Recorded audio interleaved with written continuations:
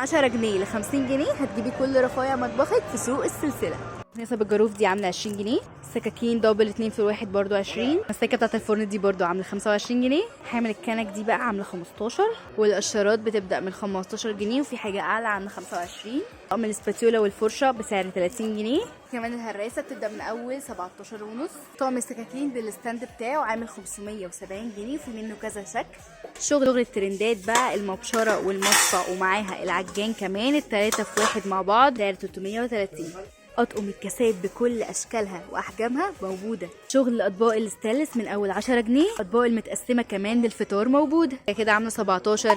حاجه غويطه كده عامله 45. خصم كمان من سوق السلسله على كل اواني الاهرام. شغل البلاستيكات بقى بكل اشكالها والوانها موجوده ومن اول 20 جنيه كمان. وصفه الرز عامله 20 جنيه. الفاكهه كمان بكل الوانه عامل 25. يبقى كده قسم خاص لكل مفروشات العروسه. قسم تاني لحافظات السجاد بكل اشكالها والوانها.